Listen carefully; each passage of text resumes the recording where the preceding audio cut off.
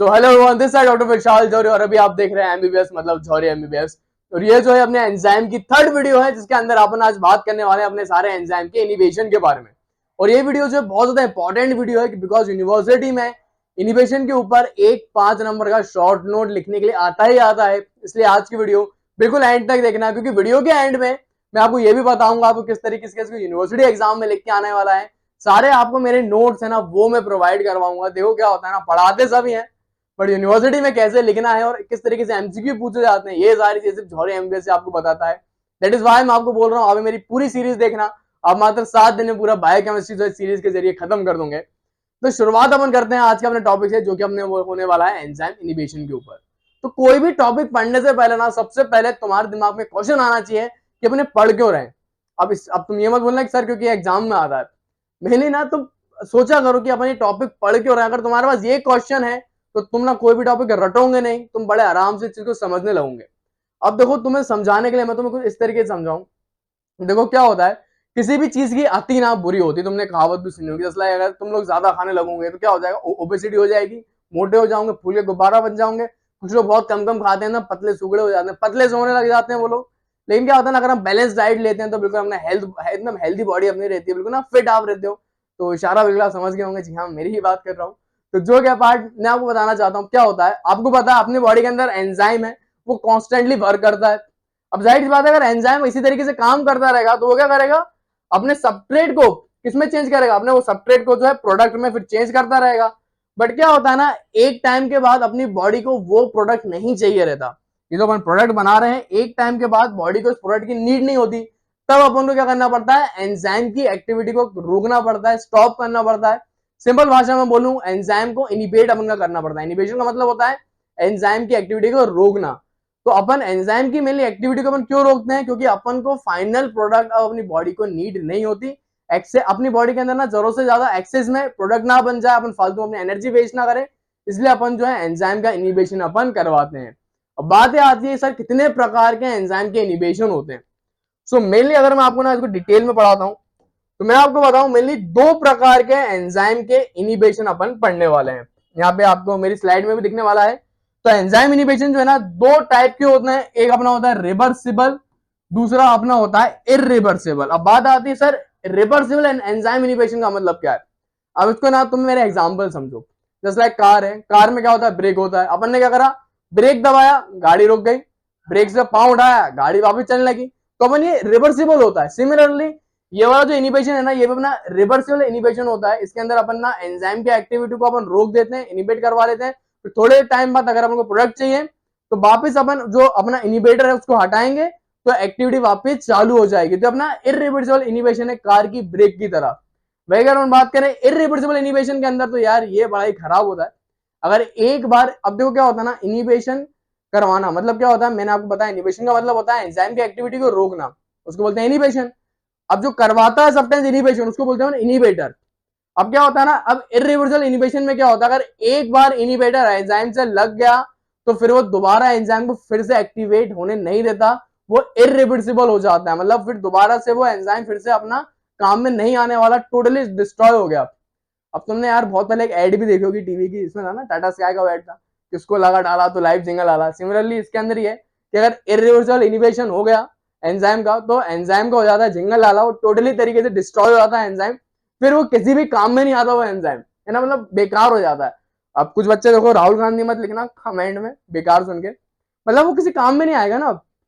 तो अब रिवर्सिबल की अगर बात करें तो रिवर्सिबल फर्दर 2 टाइप के होते हैं, एक अपना होता है कॉम्पिटेटिव और एक होता है नॉन कॉम्पिटेटिव, और इसी में यूनिवर्सिटी में शॉर्ट नोट आता है और यही अपन अब डिटेल में पढ़ते हैं। और देखो मैं ना बीच बीच में तुम्हें थोड़ा फनी करके बोलता रहूंगा चीजें, बिकॉज ना फनी चीजें अपन को ज्यादा अच्छे से याद रहती हैं और अपने पढ़ाने का तरीका भी कुछ इसी तरीके से है ताकि आपको सारी चीजें याद हो जाएं। तो मैं अब आपको पूरा केस सिनेरियो समझाता हूं। तो देखो यहाँ पे ना पूरा एक फ्लो चार्ट बना हुआ है।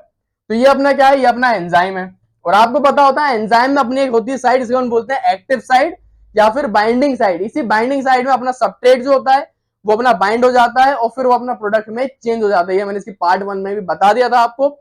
अब देखो क्या होता है ना, सबस्ट्रेट और बाइंडिंग साइड जो कि एक्टिव साइड जिसको हम बोलते हैं वो बिल्कुल स्पेसिफिक होती है। हर सबस्ट्रेट की अलग प्रकार की बाइंडिंग साइड यहाँ पे होती है। अब कॉम्पिटिटिव इनिबिशन में आपको नाम से समझ में आ गया होगा, यहाँ पे कॉम्पिटिशन होता है। अब किसका कॉम्पिटिशन होता है? यहाँ पे जुड़वा भाइयों का कॉम्पिटिशन होता है। अब होता है क्या उसमें, जो इनिबेटर जो रहता है, ये यहाँ पे इनिबेटर है, वो क्या करता है, अपने सबस्ट्रेट की तरह ही बिल्कुल दिखता है, मतलब उसका जुड़वा भाई वो बन जाता है। अब तुम ध्यान से देखो तो सबस्ट्रेट का लोअर वाला पार्ट देखो, कुछ इस तरीके से बॉक्स है यहाँ पे, और अगर आप कॉम्पिटिटिव इनिबेटर देखो तो लोअर साइड से कैसा है, अपना एक बॉक्स जैसा यहाँ पे बना हुआ है। तो इनिबेटर क्या करता है, बिल्कुल सबस्ट्रेट का जुड़वा बन जाता है, और जुड़वा बन के वो इसकी बाइंडिंग साइड पे जाके अपना हो जाता है अटैच।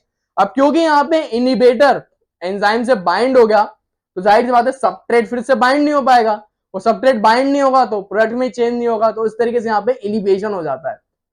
तो आपको यहाँ पे दो चीज याद रखनी है कॉम्पिटिटिव इनिबेशन में, कि जो इनिबेटर है वो सबस्ट्रेट का एनालॉग बन जाएगा, एनालॉग का मतलब बिल्कुल उसी की तरह दिखेगा, जुड़वा भाई बन जाएगा। दूसरी चीज, यहाँ पे कॉम्पिटिशन होता है किसके बीच में, इनिबेटर और सबस्ट्रेट के बीच में। अब इस चीज को तुम समझो जरा ध्यान से। अब देखो क्या होता है, अगर अपनी बॉडी के अंदर इनिबेटर ज्यादा है तो एंजाइम से इनिबेटर जुड़ेगा, जाहिर सी बात है ना, अगर इनिबेटर ज्यादा है तो इनिबेटर जुड़ेगा, अगर सबस्ट्रेट ज्यादा है तो सबस्ट्रेट जुड़ेगा। तो यहाँ पे ना कॉम्पिटिशन होता है इनिबेटर और सबस्ट्रेट के बीच में, ठीक है। देन यहाँ पे तीसरी, यहाँ पे बहुत इंपॉर्टेंट चीज ये देखना है अपन को, कि यहाँ पे जो एक्टिव साइड है ना उसके अंदर कोई भी चेंज नहीं होता। आपका क्या करता है, कॉम्पिटिटिव इनिबेटर आता है, एक्टिव साइड में जाके जुड़ जाता है, जिसके कारण सबस्ट्रेट जुड़ नहीं पाता। यहाँ पे एक्टिव साइड के अंदर कोई भी चेंज नहीं होता। फिर यहाँ पे मोस्ट इंपॉर्टेंट चीज मैं आपको बताऊं, जो कि एमसीक्यूज में आती ही आती है यार, एक नंबर आपके एमसीक्यूज के मिल जाएंगे, वो होता है अपना वीमैक्स और केएम वैल्यू के बारे में। अब देखो मैं ना तुम्हें हर चीज डिटेल में बताता हूँ, इसके लिए भी मैंने तुम्हारे लिए ना एक पहले से ही ग्राफ यहाँ पे लेके रखा है। मैं ज्यादा से ज्यादा मेहनत करता हूँ यार तुम्हारे लिए, तुम्हें ताकि अच्छे समझ में आए। मैं बताऊँ ना, मतलब जान दे देंगे यार तुम्हारे लिए, जान दे देंगे इसके लिए, क्या बात कर रहे हो आप। तो देखो अब तुम यहाँ ग्राफ समझो। देखो ग्राफ में क्या हो रहा है ना, नीचे की तरफ अगर तुम देखो तो यहाँ पे सबस्ट्रेट का कंसेंट्रेशन है, ठीक है, और यहाँ पे क्या अपनी रेट ऑफ रिएक्शन है। तो मैं कलर चेंज करता हूं ताकि तुम्हें इजीली तरीके से समझ में आए। अब देखो ये जो है ना ब्लू से जो आपको दिख रहा है, ये अपना नॉर्मल एंजाइम है। क्या है अपना, नॉर्मल एंजाइम है। अब जाहिर सी बात है सबस्ट्रेट का कंसेंट्रेशन जैसे बढ़ता है वैसे अपनी रिएक्शन की वेलोसिटी भी कैसी होती है, बढ़ती जाती है अपनी, ठीक है। और एक टाइम के बाद मैंने आपको इसकी सेकंड वीडियो में बताया था, वो जाके अपना हो जाता है लीनियर हो जाता है बिल्कुल। एक टाइम के बाद अपनी वेलोसिटी नहीं बढ़ती क्योंकि वो अपने मैक्सिमम वेलोसिटी में जाता है। इसको अपन बोलते हैं वीमैक्स। वीमैक्स का मतलब क्या होता है, अपनी रेट ऑफ रिएक्शन की मैक्सिमम वेलोसिटी का अपन बोलते हैं वीमैक्स।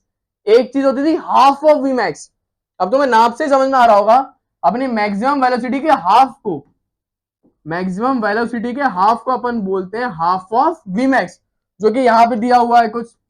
और एक चीज होती है केएम वैल्यू। अब केएम वैल्यू का मतलब ये होता है अपना सबस्ट्रेट का वो कंसेंट्रेशन जब अपन हाफ ऑफ वीमैक्स जो है अचीव कर ले, से बोलते हैं केएम वैल्यू। ये सारी चीजें मैं सेकंड वीडियो में आपको बता चुका था। अब देखो ये जो ऑरेंज से जो यहाँ पे बना हुआ है ना, ये अपना है नॉन कॉम्पिटिटिव इनिबेटर। यहाँ पे देखो क्या होता है, अब जो कॉम्पिटिटिव इनिबेशन अगर अपन लगा देते हैं, तो अगर आप ध्यान से देख रहे हो तो यहाँ पे आप एक चीज नोटिस करो, जो वीमैक्स जो है वो चेंज नहीं होती। तो रेट ऑफ रिएक्शन में कॉम्पिटिटिव इनिबेशन में वीमैक्स चेंज नहीं होती, वीमैक्स होती है सेम। लेकिन अगर तुम केएम वैल्यू देखो, नॉर्मल ग्राफ की केएम वैल्यू क्या है, सबस्ट्रेट का वो कंसंट्रेशन जब हाफ ऑफ वेलोसिटी अचीव हो जाए, वो कुछ यहाँ पे आ रही है। और अगर अपन कॉम्पिटिटिव इनिबेशन का अगर अपन वीमैक्स देखें, सॉरी केएम वैल्यू देखें, तो वो यहाँ पे आ रहा है, ठीक है। तो केएम वैल्यू जो है वो बढ़ जाता है। तो ये बहुत इंपॉर्टेंट चीज है, तुम याद कर लेना कि कॉम्पिटिटिव इनिबेशन में वीमैक्स अपना अनचेंज रहता है, लेकिन अपना केएम वैल्यू जो है वो अपना बढ़ जाती है। ये एमसीक्यू में डायरेक्ट पूछा जाता है, अगर तुम्हें समझ में आ गया हो तो ठीक, नहीं आया हो तो डायरेक्ट इसको याद कर लेना। आप सिमिलरली नॉन कॉम्पिटिटिव इनिबेशन का भी याद कर लो, इसका बिल्कुल उल्टा होता है।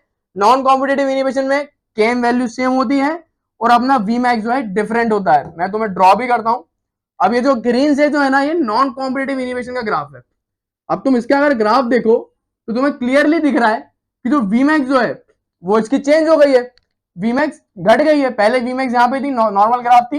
अगर अपन नॉन कॉम्पिटिटिव इनिबेशन अपन कर देंगे तो वीमैक्स अपना कम हो जाएगा। तो यहाँ पे वीमैक्स क्या हो गया, वो अपना कम हो गया।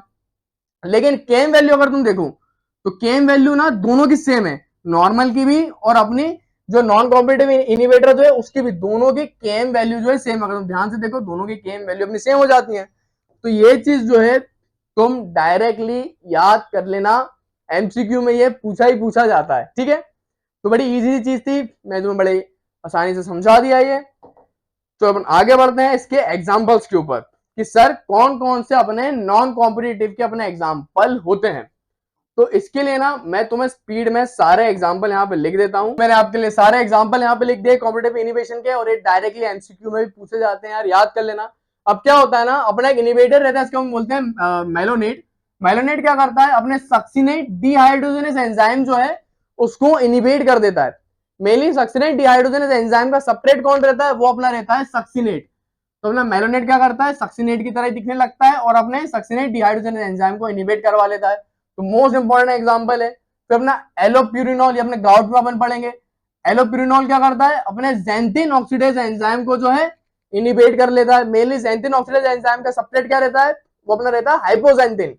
उसके अलावा इथेनॉल, ये बहुत इंपॉर्टेंट है। इथेनॉल मेनली इनिवेट अपना करता है अल्कोहल डिहाइड्रोजनेज को, ठीक है। और अल्कोहल डिहाइड्रोजन का सेपरेट अपना कौन रहता है, वो अपना रहता है मिथेनॉल।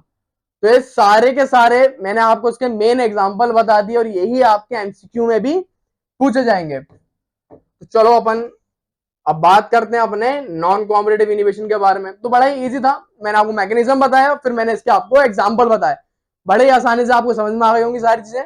कॉम्पिटिटिव इनिवेशन में आपको याद क्या करना था, मैंने आपको बताया इसके अंदर वीमैक्स चेंज नहीं होती, यहाँ पे केम वैल्यू बढ़ जाती है, बस यही चीज आपको याद करनी है इन द एंड।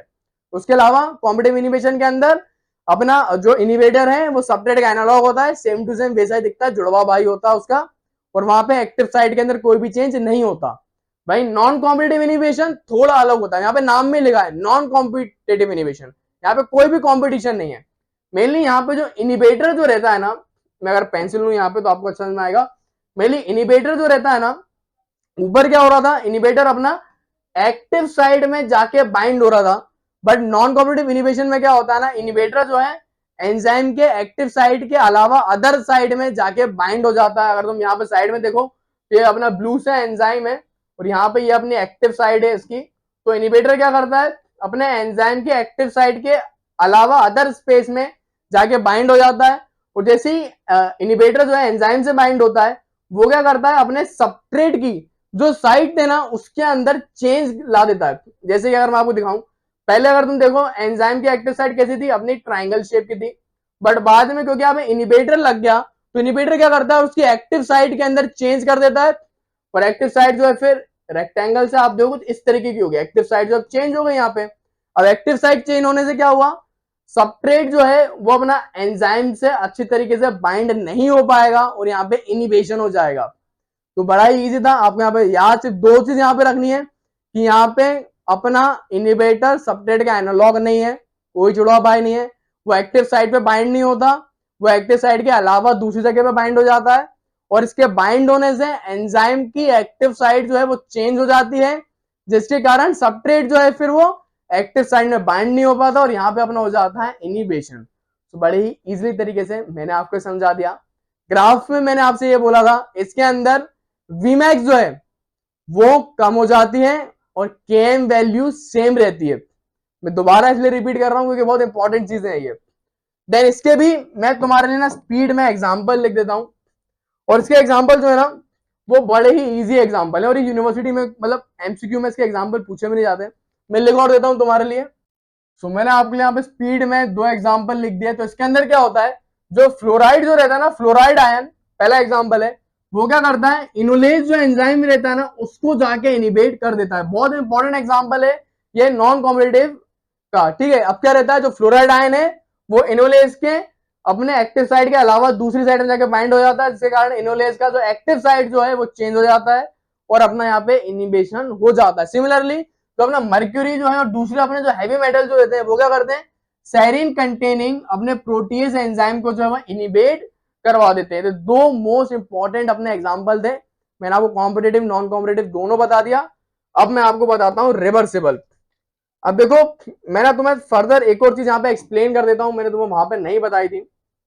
मेनली क्या होता है ना, रिवर्सिबल इनिबेशन रिवर्सिबल क्यों है, क्योंकि यहाँ पे क्या होता है ना, जो अपना इनिबेटर जो है वो एंजाइम के साथ नॉन कोवेलेंट बॉन्ड बनाता है। इसको तुम ऐसा समझ लो, जो इन अब जो इरिवर्सल इनिबिशन जो होता है ना, उसके अंदर क्या रहता है, जो सबस्ट्रेट जो है वो एंजाइम के साथ कोवेलेंट बॉन्ड बना लेता है। मतलब तो समझो फेविक्विक जो है ना, जो अपन ने क्या करा, जो इनिबिटर जो है फेविक्विक लगाई और एंजाइम में परमानेंटली चिपका दिया। उसके कारण क्या हुआ, वो इनिबिटर एंजाइम से निकल ही नहीं पाया, तो परमानेंटली उसका इनिबिशन हो गया, इरिवर्सिबल उसका इनिबिशन हो गया, क्योंकि वो कोवेलेंटली बॉन्ड से जुड़ता है।